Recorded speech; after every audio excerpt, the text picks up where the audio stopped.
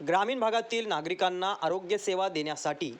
अग्रेसर असलेल्या भिवंडी तालुक्यातील पडगा येथील चिंतामणी हॉस्पिटलला आमदार राजन साळवी यांनी भेट देऊन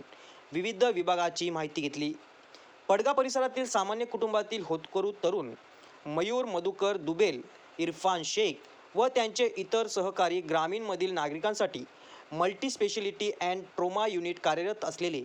चिंतामणी हॉस्पिटल चालवित असल्याची माहिती कोकणातील राजापूर रत्नागिरी विधानसभा मतदारसंघाचे आमदार व शिवसेना उपनेते राजन साळवी यांना मिळताच त्यांनी चिंतामणी हॉस्पिटलला बुधवारी भेट देत हॉस्पिटलमधील सुसज्ज मोफत डायलिसिस कक्ष, ICU, शस्त्रक्रिया विभाग, जनरल वार्ड आदी विभागाची पाहणी करून माहिती घेतली।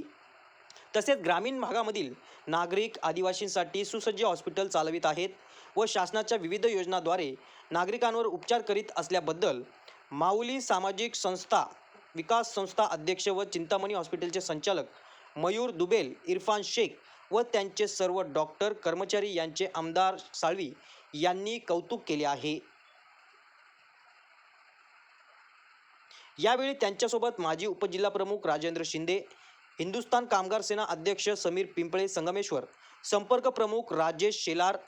सिव्य सहाय्यक संदेश मितारी, सुहास नारकर, युवा सेना पदाधिकारी सचिन झोरे, शाखा प्रमुख अनिकेत सावंत उपस्थित होते। राजेश दळवी, युवा महाराष्ट्र, भिवंडी।